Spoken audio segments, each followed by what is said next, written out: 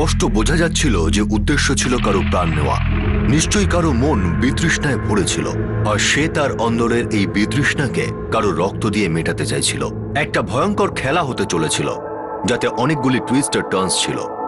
বিতৃষ্ণা হত্যার কারণ হয়ে উঠেছিল, আর হত্যা এই খেলার কারণ। সবার আগে এটা জানা যাক যে এই বিতৃষ্ণা কার ভিতরে এত বেশি পরিমাণে ভরেছিল আর কেন।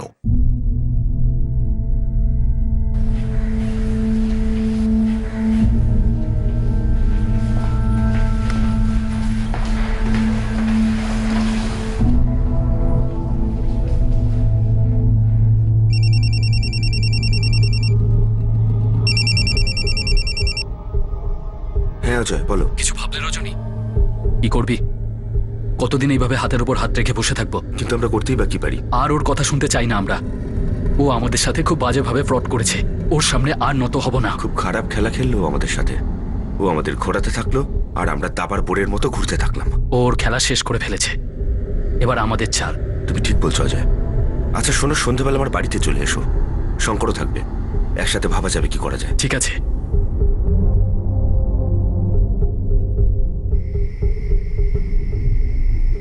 অজয়,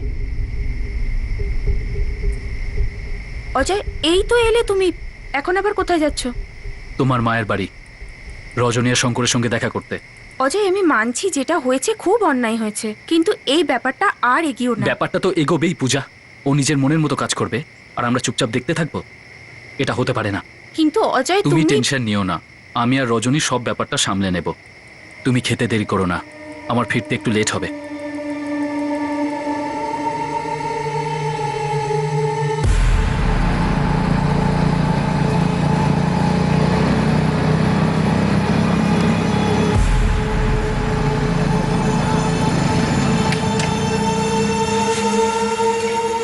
রমেশ দাদা অনেক আগে থেকে জানতো মধু দাদার প্ল্যানের ব্যাপারে।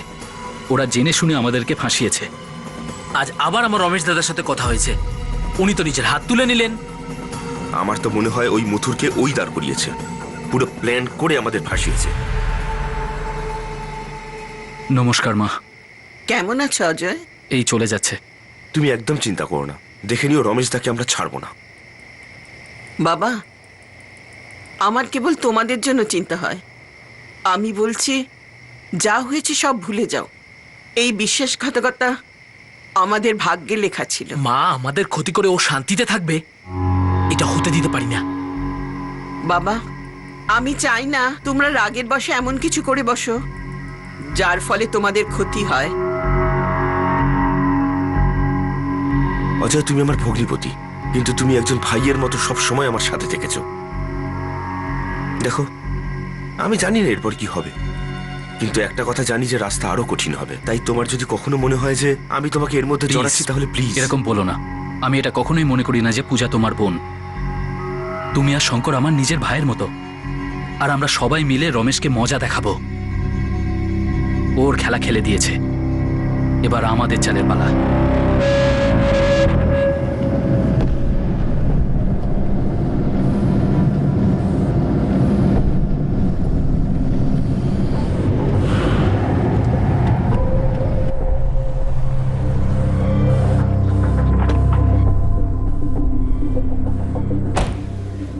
নমস্কার মিস্টার মূর্তি। সরি, আমার একটু দেরি হয়ে গেল। কোনো ব্যাপার নেই মিস্টার রমেশ। জমি তো আপনাদের পছন্দ হয়েছে, তাই তো?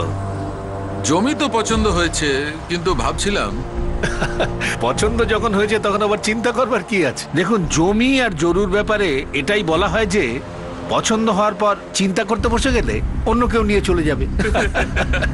আজকে যদি বলেন তো আজকেই ডিল ফাইনাল করে দেবো। কিন্তু না আছে এখানে কোনো তার, না আছে কোনো চিহ্ন।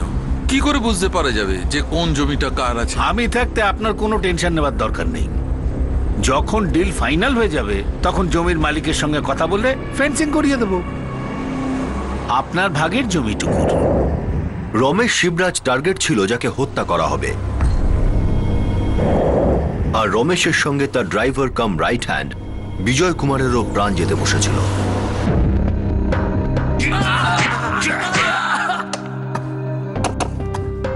কাল সকালে 8টার মধ্যে পৌঁছে যাবে। দাদা, লেনদেন শেষ হওয়ার সাথেই আপনার কমিশন আপনি পেয়ে গেছেন। একটা রাস্তা আছে, রজনী, আমাদের লড়তে হবে। 3 লাখ টাকা নাও আর মামলা এখানেই শেষ করে দাও। এটা কি করে হলো? ওরা গেম খেলছিল আমাদের সাথে।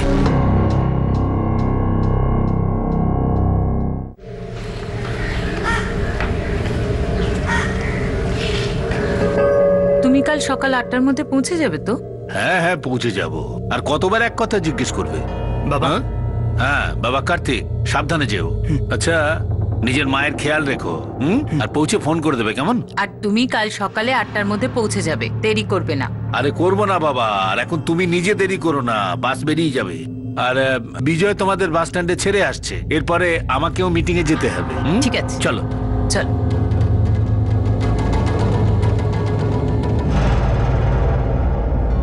সেদিন সকালে রমেশের স্ত্রী জয়া তার ছেলে কার্তিকের সঙ্গে তার মায়ের বাড়িতে জগৎপুরমের উদ্দেশ্যে রওনা হয়। রমেশের পরের দিন সকালে তার স্ত্রী আর ছেলের কাছে জগৎপুরমে যাওয়ার কথা ছিল। বিজয়, হ্যাঁ দাদা। তুই আজ রাত্রে এখানেই থেকে জানা, কাল সকাল 7টায় বেরিয়ে যাব জগৎপুরমের জন্য। ঠিক আছে দাদা, আমি নিজের ব্যাগটা সাথে করে নিয়ে এসেছি, পেছনে ডিক্কিতে রেখে দিয়েছি। আচ্ছা চল, ঠিক আছে। চলো।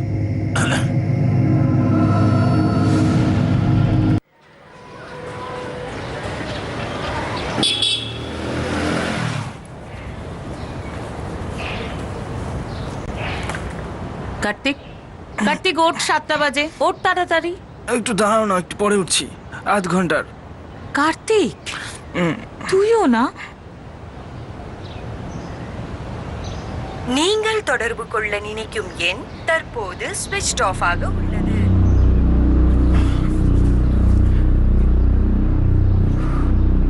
কার্তিক, তুই না তোর বাবার মতনই হয়েছিস, সময়ের কোনো দামই নেই তোদের। ওকেও 8টায় বলেছিলাম, এখন 9টা বাজে, এখনো আসেনি। হয়তো একটু দেরি করে বেরিয়েছে মা, চলে আসবে। কি করে জানবো বল? ফোনটা সুইচ অফ আসছে। তাহলে বিজয় কাকাকে ফোন করো না। করেছিলাম, ওর ফোনও সুইচ অফ বলছে। তাহলে তো নিশ্চয়ই রাস্তাতেই রয়েছে, হয়তো মোবাইলে নেটওয়ার্ক পাচ্ছে না, চলে আসবে। আর তুমি তো জানো বাবা বরাবরই লেট করেই আসে। জয়া, রমেশ কখন আসবে? লাঞ্চের সময় হয়ে গেল। চলে আসবে মা, রাস্তাই হবে হয়তো, হয়তো দেরি করে বেরিয়েছে। এ তোর পুরনো অভ্যাস, দেরি করে আসা। সন্ধ্যের মধ্যে নিশ্চয়ই আসবে।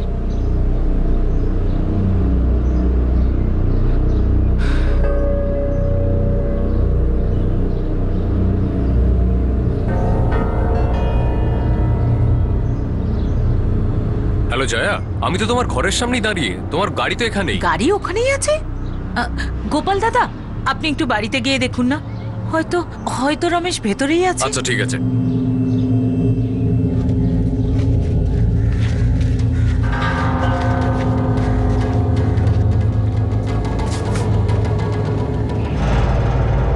হ্যালো জয়া, দরজা তো খোলাই আছে। দরজা খোলা আছে?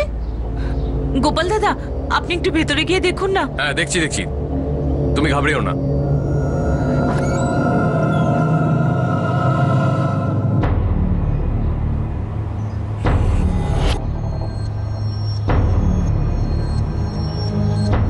হ্যালো গোপাল দাদা, আপনি কিছু বলছেন না কেন? রমেশ ওখানেই আছে তো? ও ভালো আছে তো? জয়া, এখানে কিছু হয়েছে? কি হয়েছে দাদা? জয়া, তুমি তাড়াতাড়ি চলে আসো। আপনি এরকম কেন বলছেন? কি হয়েছে? কিছু বলছেন না কেন? রমেশ ঠিক আছে তো?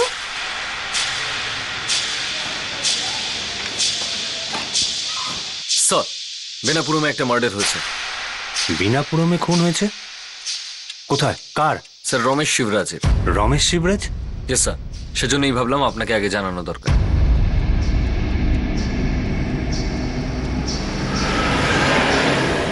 স্যার, রমেশবাবুর সঙ্গে ওনার ড্রাইভার বিজয়েরও লাশ পাওয়া গেছে। ওনার প্রতিবেশী গোপাল আমাদেরকে ফোন করেছিল। রমেশের স্ত্রী আর ছেলে? স্যার, ওরা কালী জগৎপুরে নিজেদের মায়ের বাড়িতে যায়। প্রতিবেশী গোপাল বলল যে ওরা আধ ঘন্টা আগেই বিনাপুরমের জন্য রওনা হয়ে গেছে। আর কেঁদো না মা, আর মাত্র আধ ঘন্টার মধ্যে আমরা বাড়ি পৌঁছে যাব।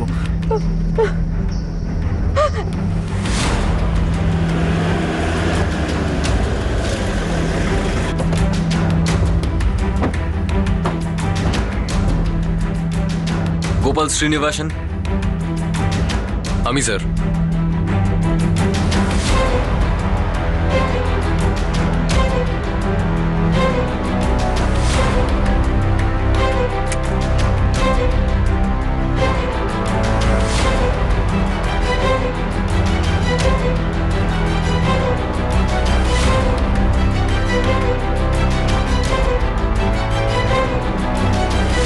স্যার 1 ঘন্টা আগে জগৎপুরম থেকে রমেশদার স্ত্রী জয়ার ফোন এসেছিল। ও বলছিল কি সকাল থেকে ওনার ফোন লাগছিল না, ওনার ড্রাইভার বিজয়েরও ফোন লাগছিল না। তো আমায় বললো কি একটু ঘরে গিয়ে দেখে আসতে, আর আমি এখানে এলাম। দরজাও খোলা ছিল যখন এলাম। এখানে এসে দেখলাম রমেশদার বডি এইখানে পড়ে রয়েছে।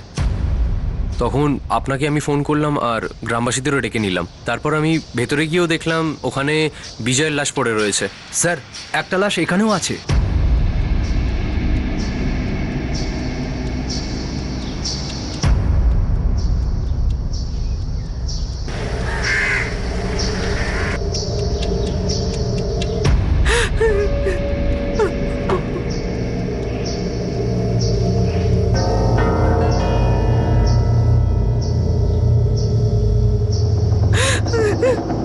রমেশ, ছেড়ে দিন আমাকে। আপনারা এদিকে আসবেন না, পিছনে যান। এটা কি করে হলো? কে করেছে এসব? রমেশ, রমেশ! বাবা, জয়া আর বাবা কার্তিক, মনে জোর রাখো। সুরেশ দাদা, এসব কি করে হলো? কে মেরেছে একে? যেই মারুক দেখবে ঠিক ধরা পড়ে যাবে। আমি আছি না। রমেশ, বাবা সামলাও তোমার মাকে। রমেশ!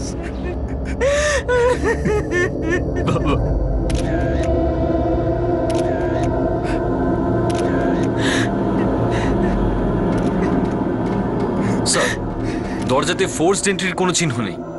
দেখে মনে হচ্ছে যে রমেশবাবু ওই খুনিকে আগে থেকে চিনতেন। আর স্যার গোপাল, যে বডি সবার আগে দেখেছিল, ও বলছিল ও যখন এখানে আসে তখন দরজা খোলা ছিল। স্যার, যেভাবে এই দুটো মার্ডার হয়েছে দেখে মনে হচ্ছে খুনি একজন নয়, দুজন বা তার বেশি ছিল। যে কজনই থাকুক যেন বাঁচতে না পারে, পুরো ফোর্স লাগাও। রমেশ আমার বন্ধু ছিল, যত তাড়াতাড়ি সম্ভব খুনিদের ধরা চাই। আমি আমার খোঁচরদের কাজে লাগিয়ে দিয়েছি। আপাতত বডিটা পোস্টমর্টমের জন্য পাঠাও। স্যার,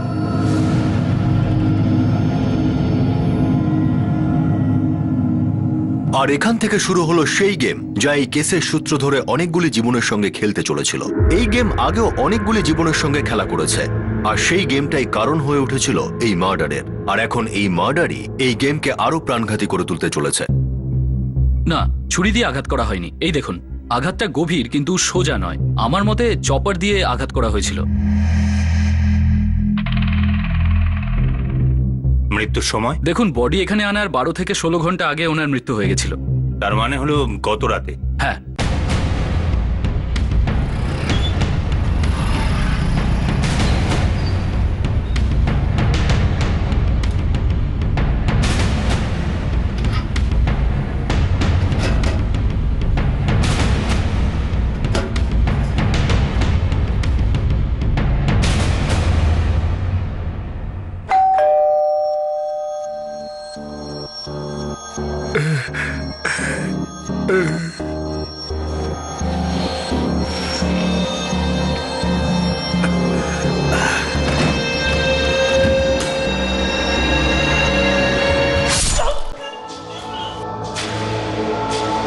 ঘরে তো কোনো ফোর্স এন্ট্রির প্রমাণ পাওয়া যায়নি।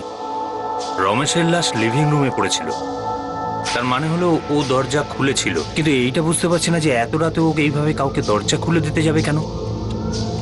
তার মানে লোকটাকে হয়তো চিনতো, খুব ভালো করে চিনতো।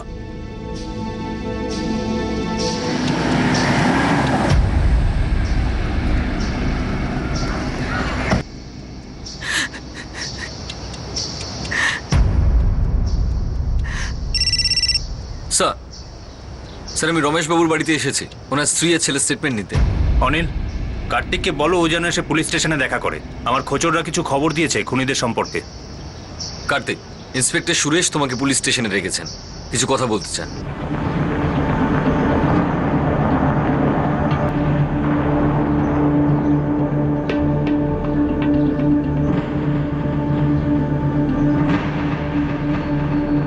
মা, কাজে যাচ্ছি আমি।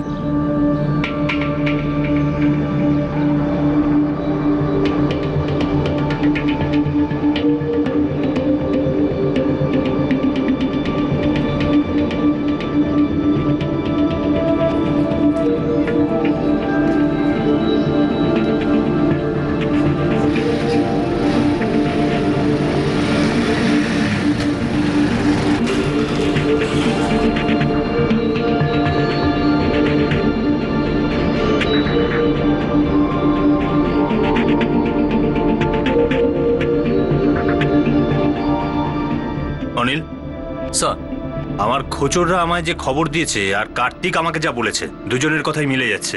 কয়েক মাস আগে রমেশ সীতা দেবীর একটা প্রপার্টি ডিল করেছিল যেটা সাকসেসফুল হয়নি। জমির ঝামেলায় খুনোখুনি এটা তো কোনো নতুন ঘটনা নয়। হয়তো এই ডাবল মার্ডার কেসটা ওই জমির বিবাদের সঙ্গে যুক্ত হতে পারে। তুমি বলছিলে না যে আক্রমণকারীরা দুজন ছিল? হ্যাঁ স্যার। আমার মনে হচ্ছে 3 জন হবে। সীতা দেবীর ছেলে শঙ্কর আর রজনী আর ওদের জামাই অজয়। চলো 3 জনকেই উঠিয়ে আনি।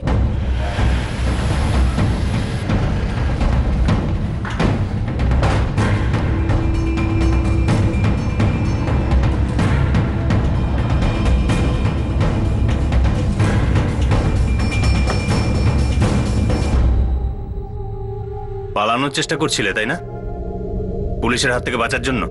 না না স্যার, আপনি এসব কি বলছেন? স্যার কোথাও আপনি এটা বলতে চাইছেন না তো যে রমেশ দার খুনের সাথে আমরা জড়িত? শুধু রমেশই না, ড্রাইভার বিজয়, তারও খুনে তোমাদের হাত আছে। না না স্যার, আপনার নিশ্চয়ই কোথাও কোনো ভুল হচ্ছে।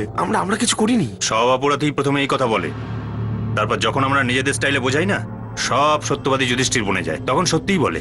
না না ইন্সপেক্টর সাহেব, আমার ছেলে এরকম করতে পারে না। ও কেন অন্যের প্রাণ নেবে? সীতা দেবী, আপনি কারণ জিজ্ঞেস করছেন? আপনার তো কারণ জানাই আছে না। আপনার ওই জমির ডিল মাঝপথে বন্ধ হয়ে গেছিল কারণ আপনার খরিদ্দার টাকা দিতে চাইছিল না। আপনার 2 ছেলে এতে খুব রেগে গেল, আর ওই রাগ ওরা রমেশের উপর প্রকাশ করলো। একজন নির্দোষের প্রাণ নিয়ে নিল। স্যার আপনার কোনো একটা ভুল হচ্ছে স্যার, আমরা কিচ্ছু করিনি স্যার। যখন লকআপে নিয়ে উল্টো ঝোলাবো না, 4টে ডান্ডা পড়বে, তখন আপনি সত্যি বেরিয়ে আসবে। বুঝতে পেরেছো? এটা মিথ্যে কথা স্যার। আমার আর আমার স্ত্রীর 2 ভাইয়ের সাথে এই মৃত্যুর কোনো যোগাযোগ নেই। রমেশের মৃত্যুর সঙ্গে কারোর যোগাযোগ নেই। আমরা অপরাধীকে ধরার আগে জেনে নিই যে তার কতটা ইন্টারেস্ট রয়েছে এই কেসটার মধ্যে। তোমার জন্য বেটার এটাই, তুমি আর্গুমেন্ট না করে আমাদের সঙ্গে চলো, না হলে অফিসের সমস্ত স্টাফেদের সামনে ঘাড় ধরে নিয়ে যাবো তোমাকে।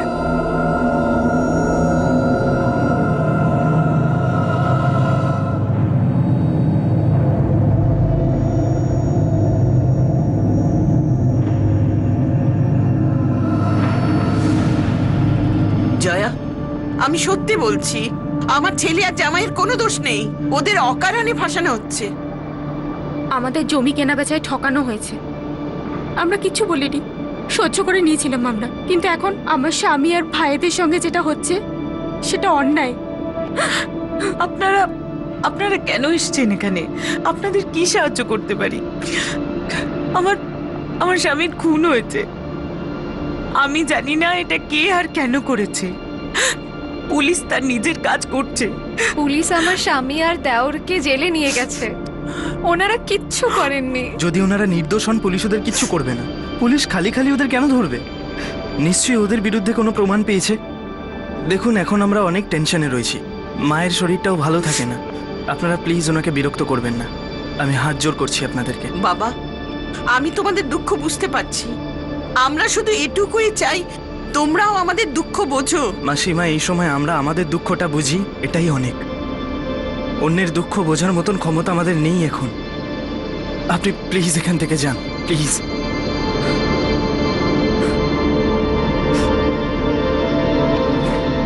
দেখুন, কান্নাকাটি করে কিচ্ছু হবে না। আমরা সলিড প্রমাণ পেয়েছি যে আপনার ছেলেরা আর জামাই এই খুনের মধ্যে জড়িয়ে রয়েছে, আর আমরা ইনভেস্টিগেশন করছি। কিন্তু স্যার, দেখুন, আপনার যদি তর্ক করার হয় বা কিছু বলার থাকে তাহলে কোর্টে গিয়ে বলবেন। এখানে সময় নষ্ট করে আপনারা কিচ্ছু পাবেন না। এবার বিচারটা কোর্ট করবে।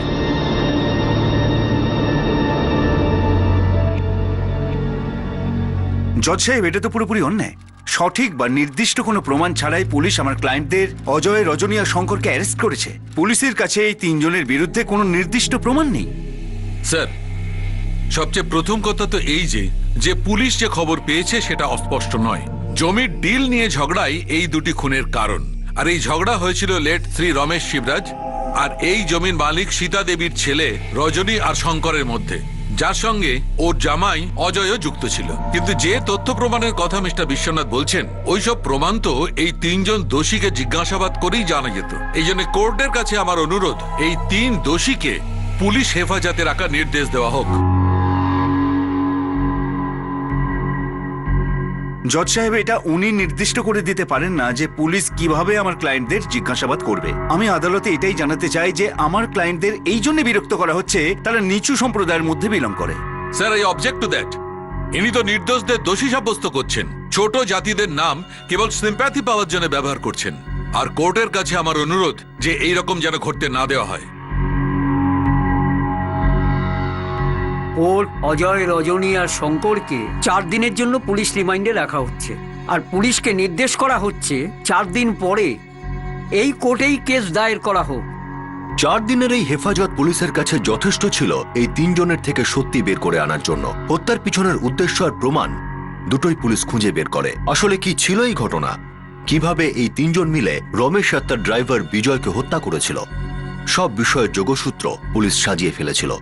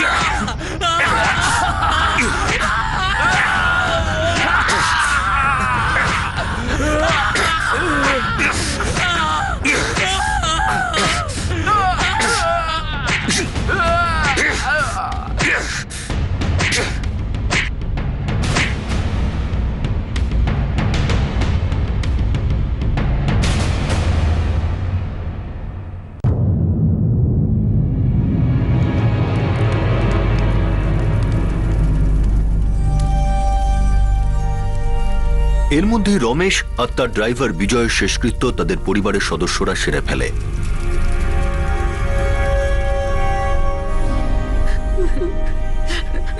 পুলিশ হেফাজতে পাঠানো 3 অভিযুক্তের পরিবারও দুঃখে আর চিন্তায় নিমগ্ন ছিল।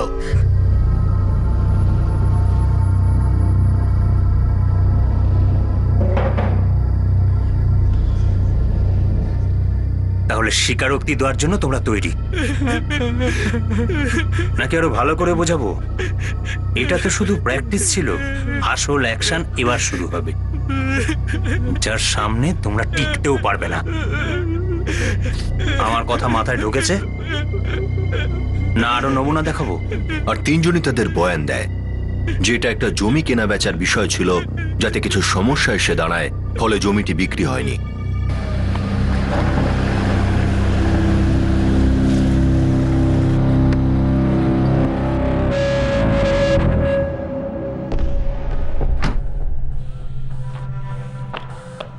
দেখুন মা, আপনার পেপারস তো একদম ঠিকঠাক আছে। শুধু একবার আমি মথুরামনকে দেখিয়ে নি, ডিল হওয়ার আগে ও নিজের উকিলকে একবার দেখিয়ে নেবে। Thank you. আচ্ছা রমেশ, কিন্তু মথুর তো আমাদের দেওয়ার এটা একদমই রাজি হয়নি। আমি জানি এই ব্যাপারটা। আপনি 45 লাখ বলেছিলেন, আর ও 40 লাখ বলছে। একটু প্রবলেম তো আছেই। যদি আপনি বললে আমি 42-এ ডান করতে পারি, আমি বললেও রাজি হয়ে যাবে। আপনাদের কি মত, কি বলেন? রমেশ দা, হাইওয়ের পাশের জমি, 1 বছরের মধ্যে তো দাম বাড়বেই। কম করে 44 লাখ টাকা তো আমাদের পাওয়াই উচিত। ঠিক আছে, বলছেন যখন আমি কথা বলবো ওদের সঙ্গে। দেখুন, আমি ওর লিমিটটা জানি, খুব বেশি হলে ও 42.5 অব্দি দিতে পারে। আর এখন যদি আপনারা 44 ধরে বসে থাকেন, তাহলে তো ডিল হওয়া খুব মুশকিল। আমার পক্ষে আর কিছু করার নেই। আমার আন্দাজে 42.5 লাখ এই জমির জন্য একদম ঠিক আছে।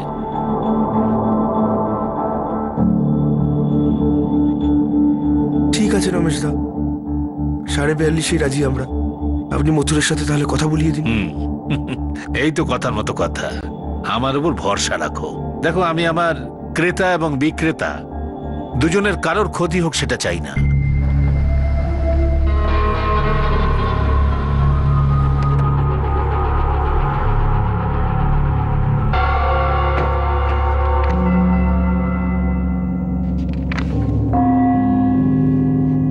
নিন মাসিমা, আপনি এখানে ছাপটা দিয়ে দিন। মথুরবাবু, আপনার সাইনটা লাগবে। ইয়া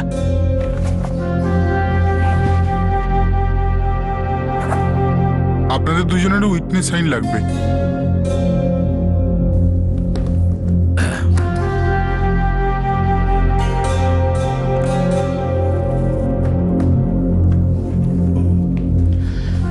এই যে এই নিন অগ্রিমে 7 লাখ চেক, যেরকম আগে কথা হয়েছিল।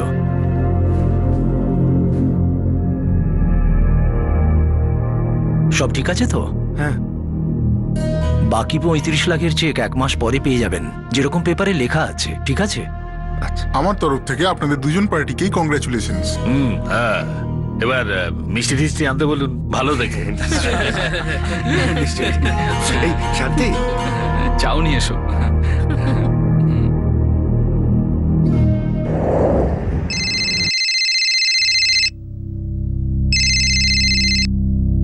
হ্যাঁ,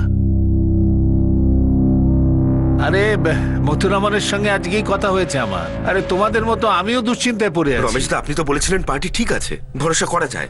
আরে আমি কবে বললাম যে আমি এরকম কথা বলিনি? আরে আমি তো এখনো ওই একই কথা বলছি যে মথুর খারাপ মানুষ নয়, ওর সময়টা খারাপ যাচ্ছে। দাদা, 2 মাস ধরে আমরা অপেক্ষা করে আছি, আর আপনি বলছেন ওর সময় খারাপ যাচ্ছে। আরে আমরা তো আপনার ভরসায় ওকে কাগজও দিয়ে দিয়েছি। কখন পাবো আমরা আমাদের টাকা? কোনো ছোটখাটোর অঙ্ক তো নয়, 35.5 লক্ষ টাকা। আরে আমি তো ওর সঙ্গে রোজ ওই একই কথা বলছি। ওর সঙ্গে আমার ঝগড়াও হয়ে গেছে এই নিয়ে। এখনো বলছে যে ওর সময়টা খারাপ যাচ্ছে। এখন আমি কি করতে পারি? দাদা, লেনদেন শেষ হওয়ার সাথেই আপনার কমিশন আপনি পেয়েছেন কিনা? এখন আপনি দায়িত্ব থেকে পালাচ্ছেন। এই কাজের জন্যই তো টাকা দিয়েছি আপনাকে। দেখো, তুমি কিন্তু আমার উপর দোষারোপ করে যাচ্ছ। এসব আমার জন্য হচ্ছে, এটাই তুমি বলতে চাইছো? দাদা, আমি কোনো দোষারোপ করছি না, আমি তো শুধু রিকোয়েস্ট করছি, কিছু করুন আপনি। আরে বাবা, আমি তো চেষ্টা করেই যাচ্ছি, করছি তো। ওর সঙ্গে আমার ঝগড়াও হচ্ছে এই নিয়ে। ঠিক আছে, দেখছি আমি। এখন তো মথুর ফোনও তুলছে না। আমরা ভুল করেছি, শুধু টোকেন নিয়ে জমি লিখে দেওয়া ঠিক হয়নি। তোমরা রমেশের সঙ্গে কথা বলতে পারো না? মথুর যদি টাকা না দেয় তবে চুক্তি নাকচ করা যায় না। জমি কাউকে পরে বিক্রি করা যাবে, আর মথুর যে টাকা দিয়েছে সেটা ওকে ফিরিয়ে দেবো। দেখো, রমেশ দা শুধু কমিশন পাওয়া নিয়ে কথা ছিল, যা আমরা ওকে দিয়ে দিয়েছি। এখন ওনার এই জমি, এই লেনদেন নিয়ে কোনো মাথা ব্যথাই নেই। কিন্তু আমরা এই ব্যাপারটাকে কেন এইভাবে ছেড়ে দেবো? ওই লোকটা আমাদের টাকা না দিলে তাহলে আমরা কি করব?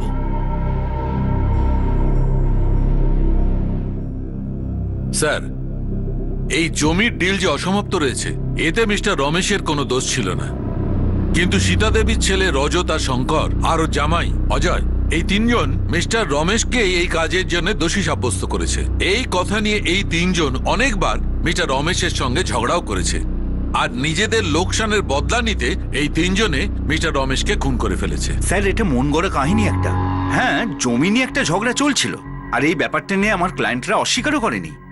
আর আমার ক্লায়েন্টদের রেকর্ডও আপনি দেখুন, ওরা লেখাপড়া জানা ভদ্রলোক, কোনো ক্রিমিনাল নয়। ওনারা চান ভদ্রলোকের মতো শুধু কথা বলে ব্যাপারটা মিটিয়ে নিতে চান, কোনো রক্তপাত তাঁরা চান কিন্তু না। রক্তপাত তো হয়েছে স্যার, 2টো খুন হয়েছে। আর যে চপার দিয়ে এই 2 জনকে হত্যা করা হয়েছে, ওই 2টো চপারেই এই 2টো ভিকটিমের রক্ত লেগে রয়েছে।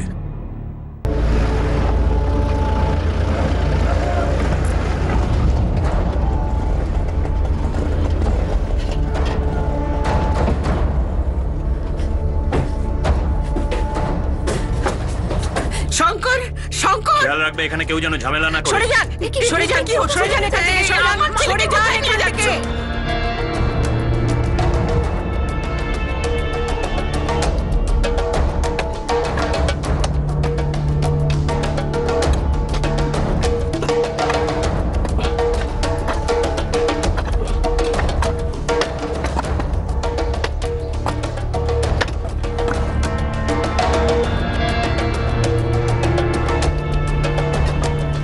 হাতে একটা পেয়ে গেছি স্যার।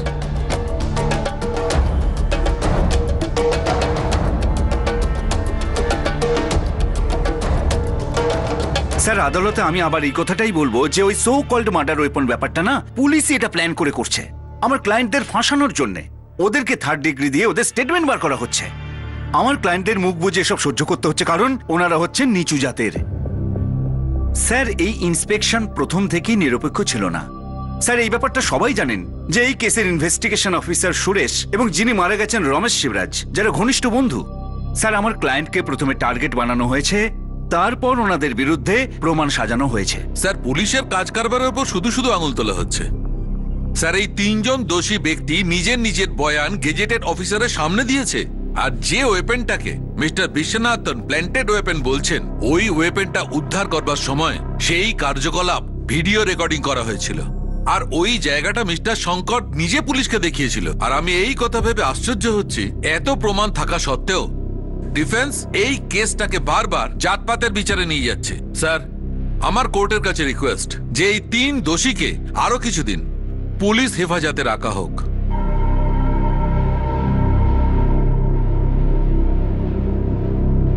পুলিশ তাদের কাজ সম্পন্ন করেছে, কোর্টের নিজস্ব এটা দরকার পড়ে না। অপরাধীদের আবার পুলিশ রিমাইন্ডে পাঠানো হোক। অপরাধীদের জামিন দেওয়ার জন্য কোর্ট তার নিজস্ব কোনো প্রমাণ হাতে পায়নি, এজন্য কোর্ট 3 জন অপরাধীকে 15 দিনের জেল হেফাজতে রাখার নির্দেশ দেওয়া হচ্ছে।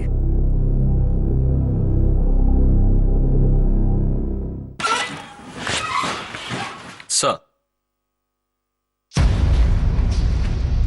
অনিল, এটা কমপ্লেন লেটার।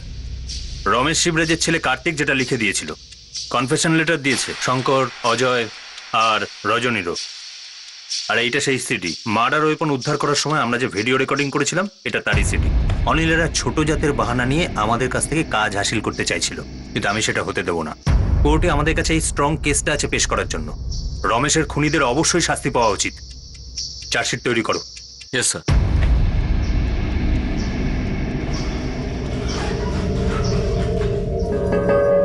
চার্জশিট ফাইল হতে সময় লাগে, আর ততদিন শঙ্কর, রজনী আর অজয়কে আইনি হেফাজতেই থাকতে হয়। এটা হেড অফিসে পাঠিয়ে দাও। Okay sir. অজয়ের কাছে তার অফিস থেকে টার্মিনেশন নোটিশ আসে, কেননা তার বিরুদ্ধে খুনের মামলা চলছিল।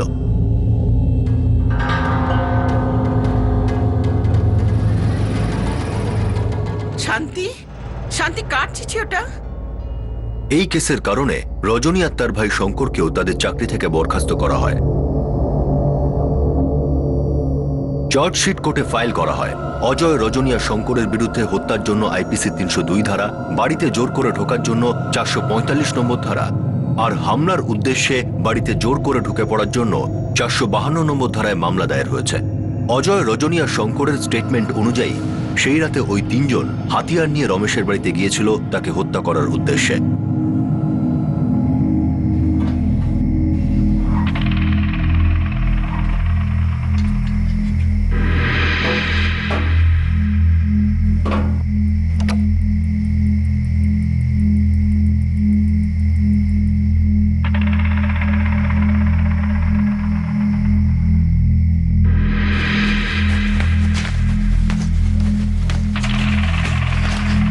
রমেশ বাড়িতেই আছে, কিন্তু ওর সাথে গাড়ির ড্রাইভার বিজয় রয়েছে। তুই শিওর তো ওর বউ আর মেয়ে বাড়িতে নেই তো? আমি 2 বার চেক করেছি, আর ও ওর মায়ের বাড়ি গেছে। কাল সকালে রমেশ ওখানেই যাবে, কিন্তু আমরা ওকে অন্য কোথাও পৌঁছাবো, ওখানে।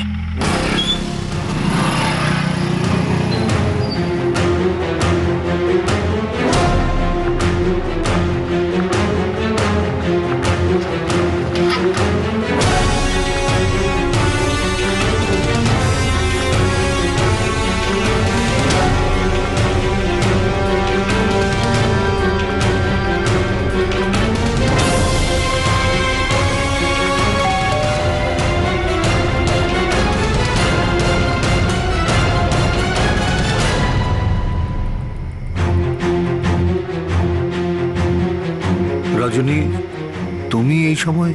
শঙ্কর, অজয়, তোমরাও? কোনো প্রবলেম হয়েছে নাকি? রমেশ দা, প্রবলেম তো আছে, সেই জন্যই কথা বলতে এসেছি। কিন্তু এখন? হ্যাঁ, এখন কিছু জিনিসের হিসেব নেওয়া প্রয়োজন। এখন মানে এখনই। কি কি কি কি হয়েছে? তোমরা তোমরা এরকম কেন করছো? সব ঘরের মধ্যে ঢুকে এসছো কেন? কি হয়েছে? কি কি কি কি কি করতে চাইছো তোমরা? দরজা কেন বন্ধ করে দিলে? কি কি দরজাটা কেন বন্ধ করলে? কি হয়েছে? কি হয়েছে বলো? কি কি কি? আরে কি হয়েছে? এসো না, বসে কথা বলি, সব মিটে যাবে তাহলে। আরে তোমরা, এই এই শঙ্কর,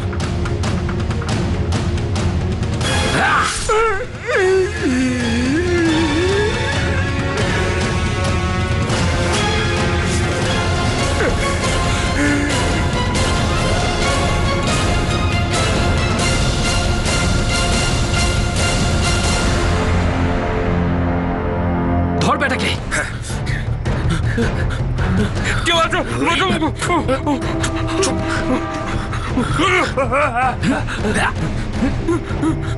আমাকে ছেড়ে দাও, ছেড়ে দাও, ছেড়ে দাও, আমি কিছু করিনি।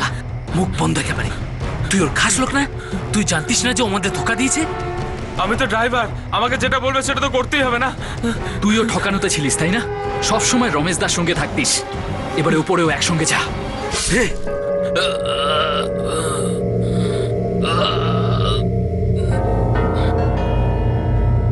জমির দাম প্রাণের দামের থেকে অনেক বেশি। এবার হিসেব বরাবর হলো। চার্জশিট পুলিশ ফাইল করে দিয়েছে। ডিফেন্সকে চার্জশিটের কপি দেওয়া হয়েছে যাতে ও তার ডিফেন্স তৈরি করতে পারে। কেস শুনানির আগামী দিন খুব শীঘ্রই তৈরি করা হবে। অজয়, রজনী আর শঙ্কর তিনজন অপরাধীকেই কোর্ট জামিনে ছেড়ে দেওয়া হলো।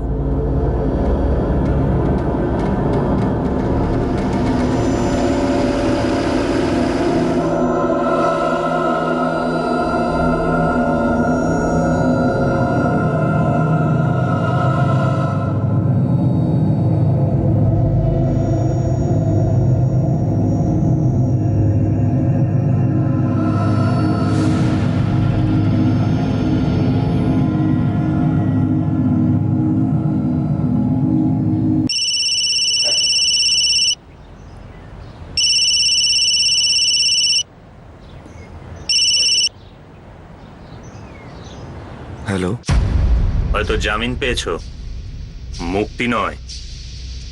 যার যার সাথে দেখা করতে চাও দেখা করে নাও, পরে আর সময় পাবে না। এমন চার্জশিট তৈরি করেছি যে তিনজনই সারা জীবন জেলে কাটাবে। তুমি তোমার খেলা খেলে ফেলেছো ইন্সপেক্টর সুরেশ। আমাদের জীবন নিয়ে তোমার যা খেলার ছিল তা তুমি খেলেছো। এই খেলায় আমরা পিছিয়ে আছি ঠিকই, কিন্তু আমরা এখনো হারিনি। হার কিন্তু আমরা মানিনি। কিচ্ছু করতে পারবে না তোমরা আমার। হ্যাঁ, যদিও একটা রাস্তা আছে এই কেসটাকে বন্ধ করার। তুমি তো খুব ভালো করেই জানো যে আমি কেসটাকে কত সহজে বন্ধ করে দিতে পারি। মূল্যটা নিশ্চয়ই জানো, আর ওই মূল্যটা নিশ্চয়ই তোমাদের জীবনের থেকে বেশি নয়। তোমরা প্রথমেই যদি মেনে নিতে না, তাহলে তোমাদের সাথেই সবকিছু হতোই না। এখনো সময় আছে, ভেবে নাও কি করবে।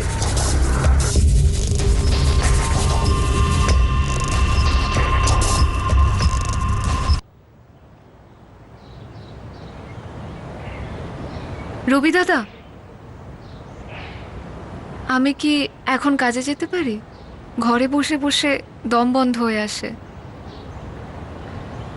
আমি বুঝতে পারছি মীনাক্ষী, কিন্তু তুই কিছুদিন দাঁড়া।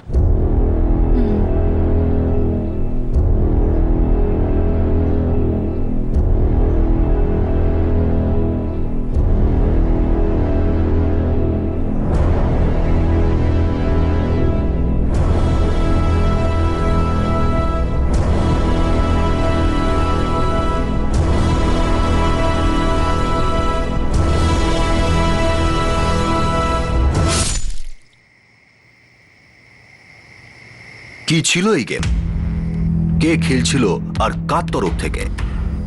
এই পুরো কেসটাই কি মন গড়া ছিল?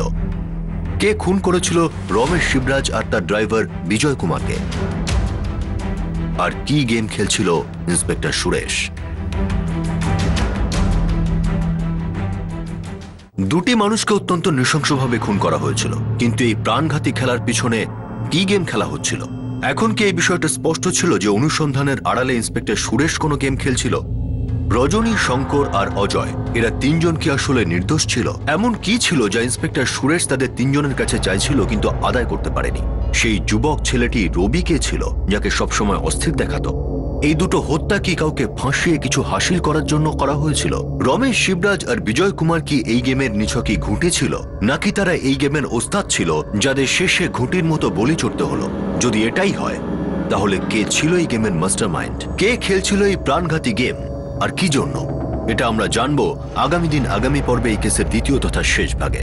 এখন আমি অনুপ সোনি আপনাদের কাছ থেকে বিদায় নিচ্ছি। আবার দেখা হবে, ততক্ষণ সতর্ক থাকুন, সুরক্ষিত থাকুন আর দেখতে থাকুন ক্রাইম পেট্রোল সতর্ক। শিক্ষা একজনের, জ্ঞান আমাদের সবার। জয় Hind. For more updates, subscribe to our channel, click the show links and enjoy watching the videos.